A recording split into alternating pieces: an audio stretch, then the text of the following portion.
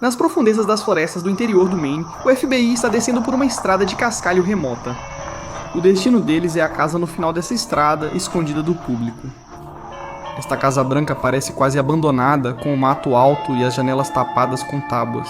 Mas ela está consumindo 5 vezes mais eletricidade do que uma casa normal na região. O que será que está acontecendo lá dentro?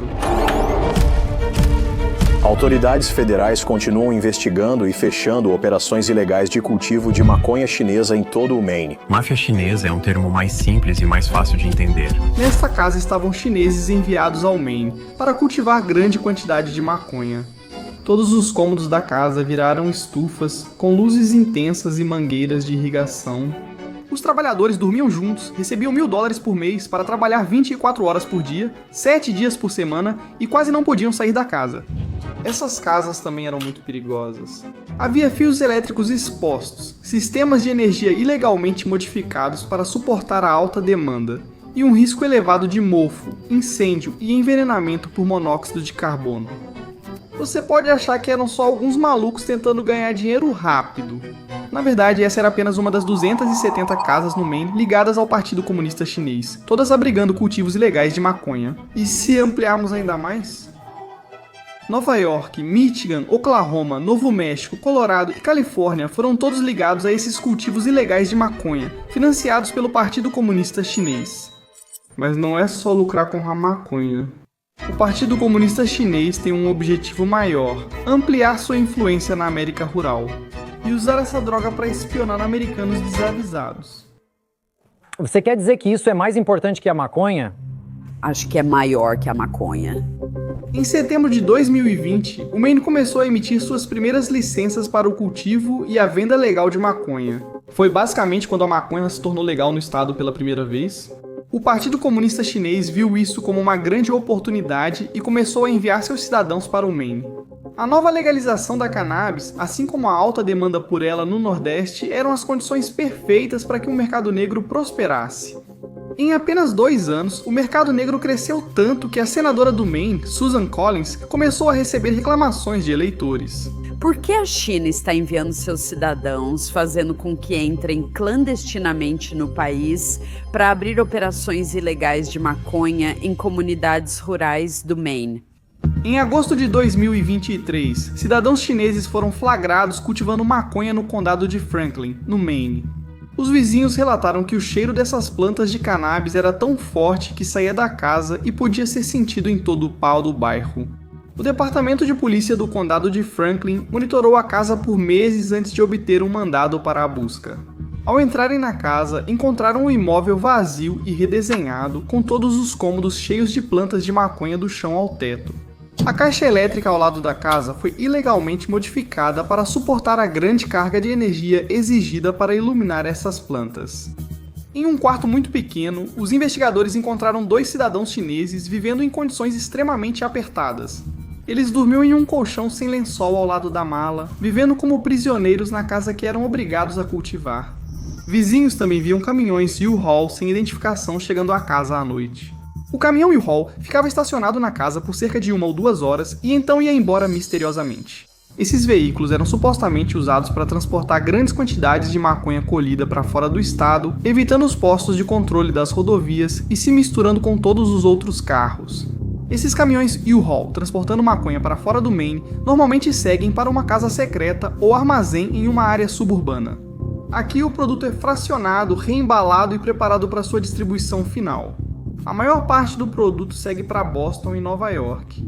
Em Nova York, por exemplo, a maconha é direcionada para as milhares de dispensários de cannabis não licenciados que têm surgido por toda a cidade. Essas lojas vendem ao público a preços muito mais baixos do que os dispensários legais e regulamentados. O produto também é vendido a vários grupos criminosos, inclusive traficantes de rua que atuam no mercado negro. Compradores costumam buscar produtos mais baratos para fugir dos altos impostos e preços do mercado legal. Lojas de maconha sem licença proliferam pela cidade. Mas se essas lojas não têm licença, de onde vem seu suprimento? A maioria dos compradores individuais de maconha na cidade de Nova York e em outras grandes cidades não percebe isso. Mas o dinheiro que eles gastam com maconha muitas vezes acaba indo parar no Partido Comunista Chinês. O dinheiro que essas plantações ilegais arrecadam, como as que existem no Maine, por exemplo, precisa ser enviado de volta para a China de maneiras discretas. No entanto, seria fácil rastrear se o dinheiro fosse enviado diretamente ao Partido Comunista Chinês. Então, em vez disso, essas plantações transferem o dinheiro dos Estados Unidos por meio de um intermediário. Basicamente, o que acontece é que as plantações enviam seus lucros para um cidadão chinês rico que vive na China, e ele então transfere o dinheiro para o Partido Comunista Chinês. Essa linha de transferência depois se inverte, com o Partido Comunista Chinês pagando o cidadão chinês rico. Esse cidadão, por sua vez, envia uma parte muito pequena do dinheiro para os verdadeiros operadores das plantações de maconha nos Estados Unidos. O Partido Comunista Chinês adora essa operação porque ela traz capital estrangeiro e moeda forte de volta ao país sem precisar passar pelos canais oficiais. O assustador é que isso acontece em todo o território americano. Nova operação contra cultivo ilegal em Oklahoma resulta na apreensão de dezenas de milhares de plantas. Na pacata cidade de Wetumpka, em Oklahoma, havia uma grande fazenda com licença legal para cultivar maconha medicinal. Na verdade, essa licença era apenas uma fachada para um crime grave. A fazenda era administrada por dois chineses, Jeff Wang e seu primo Tong Lin. A licença comercial de maconha em Oklahoma não impõe um limite ao número de plantas permitidas em uma fazenda. Isso torna o estado ideal para operações em larga escala, e Jeff e Tong aproveitaram essa brecha. A qualquer momento, Jeff e Tong tinham aproximadamente 20 mil plantas de maconha em sua propriedade, muito além do necessário para uso medicinal. Quando as plantas estavam prontas para a colheita, Jeff e Tong chamavam seus motoristas de entrega. Eles usavam vans semelhantes a caminhões de entrega, muitas vezes imitando o visual das vans da Amazon. Esses motoristas iam até a fazenda e carregavam as vans com grandes quantidades de maconha, entre 70 e 90 quilos por vez. Os motoristas então levavam toda aquela maconha para um armazém secreto em Oklahoma City. Mas esse armazém não era escondido. Ele funcionava dentro de uma empresa comum chamada Arch Granite and Cabinetry, o que não levantava suspeitas. Nessa loja de armários havia cerca de 900 quilos de maconha o tempo todo. Depois disso, os motoristas transportavam essa maconha em grandes caminhões. Esses caminhões levavam a maconha por milhares de quilômetros até a costa leste para o mercado negro. Um único motorista teria transportado 56 mil libras de maconha em apenas alguns meses. Mas essa operação não poderia durar para sempre. Em maio de 2023, a polícia e agentes federais realizaram uma batida na fazenda. Encontraram 20 mil plantas de maconha em estufas e mais de 100 mil dólares escondidos no sótão da casa. Jeff e Tom foram condenados a 10 anos de prisão por conspiração para tráfico de drogas. Mas quem exatamente eram Jeff e Tong? Eles não eram traficantes comuns, mas operadores de alto escalão em uma rede criminosa muito maior e assustadora. Enquanto eles gerenciavam a operação, muitas pessoas trabalhavam para eles contra a própria vontade. O FBI e outras autoridades descobriram que quem realmente cuidava das plantas era, muitas vezes, vítima de tráfico humano e trabalho forçado. Essas pessoas são atraídas da China com falsas promessas de bons empregos e uma nova vida na América. Mas quando chegam, acabam sendo mantidas em cativeiro. Isso significa que há uma chance de que a maconha que você fuma, vaporiza ou consome tenha sido cultivada por vítimas de tráfico. As condições desses trabalhadores costumam ser chocantes. Eles vivem em quartos pequenos e sujos, frequentemente com dezenas de pessoas dividindo um banheiro e sem acesso a conforto algum, como ar-condicionado. Seus passaportes e documentos de identificação são frequentemente confiscados, deixando-os sem saída. Os traficantes geralmente os ameaçam e os agridem, dizendo que precisam trabalhar sem parar para pagar a enorme dívida da viagem ilegal aos Estados Unidos. Zai Zhang foi uma vítima dessa rede de tráfico humano. Zhang era um chinês de 57 anos que queria se mudar para os Estados Unidos para construir uma vida melhor para sua família. Ele conseguiu um emprego em uma fazenda ilegal de maconha em Blackwell, Oklahoma, administrada por outros imigrantes chineses. Desde o início, ele contou à família em Nova York que o trabalho era brutal. Era forçado a trabalhar até 15 horas por dia sem folgas, sob o calor intenso de uma estufa plástica como uma fornalha. Após um mês de trabalho, Zhang adoeceu gravemente, com febre alta e dificuldade para respirar. Ele se sentiu tão mal que decidiu deixar a fazenda naquela noite e ir para Nova York em busca de atendimento médico. Zhang, no entanto, nunca chegou a Nova York. Apenas uma hora depois de enviar uma mensagem de voz para uma prima em Manhattan pedindo que ela comprasse algumas laranjas porque ele estava sem apetite, ele foi encontrado inconsciente e sem pulso. 3 pessoas da fazenda o levaram a um hospital próximo, mas foram embora rapidamente enquanto os médicos tentavam reanimá-lo. Seu sobrinho, Weston Zhang, disse aos repórteres que a morte de uma pessoa saudável após apenas 30 dias de trabalho não faz sentido. A família acredita que as condições brutais de trabalho levaram diretamente à sua morte, mas os donos da fazenda não foram acusados no caso. Zhai Shangai e muitos outros vivem como prisioneiros, tratados como descartáveis pela rede que os trouxe. Obviamente, um dos principais motivos pelos quais o Partido Comunista Chinês faz isso é para lucrar financeiramente, mas há outros incentivos envolvidos também. A China frequentemente colabora com parceiros estrangeiros nessas operações ilegais de maconha. Na última década, organizações criminosas transnacionais, chinesas e mexicanas, transformaram o movimento de legalização da maconha em um negócio clandestino bilionário.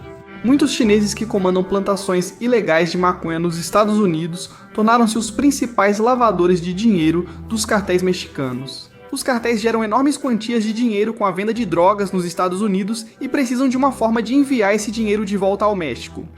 Devido aos controles cambiais e às regulamentações nos Estados Unidos, isso geralmente é difícil de fazer pelos bancos tradicionais. As redes chinesas então entram em cena e oferecem uma forma rápida e eficiente de lavar dinheiro. Os chineses recebem o dinheiro dos cartéis e o utilizam para comprar ativos nos Estados Unidos, como fazendas ilegais de maconha. Depois os chineses entregam aos cartéis o valor equivalente em pesos mexicanos. Para os cartéis mexicanos, esse sistema é ideal, já que contrabandear grandes quantias de dinheiro pela fronteira entre os Estados Unidos e o México é muito arriscado. Usando essas redes chinesas, os cartéis evitam completamente esse risco. Como o dinheiro é manipulado e lavado dentro dos Estados Unidos, ele nunca sai fisicamente do país. E para os cidadãos chineses que vivem nos Estados Unidos, esse relacionamento permite expandir seus próprios empreendimentos criminosos e lavar dinheiro em grande escala. Comprar ativos dentro dos Estados Unidos integra ainda mais esses cidadãos à economia legal, mantendo-os anônimos para as autoridades. Mas a compra de terras agrícolas nos Estados Unidos por chineses pode ter outro objetivo além do lucro com a maconha. Investigadores federais e autoridades de segurança nacional agora levantam uma hipótese muito mais alarmante. Essas fazendas podem estar sendo usadas como ferramentas estratégicas de espionagem contra os Estados Unidos. Cidadãos chineses costumam usar nomes falsos e comprar terras por meio de empresas de fachada próximas a bases militares sensíveis dos Estados Unidos. Até 2023, investidores chineses possuíam 227 mil acres de terras agrícolas nos Estados Unidos.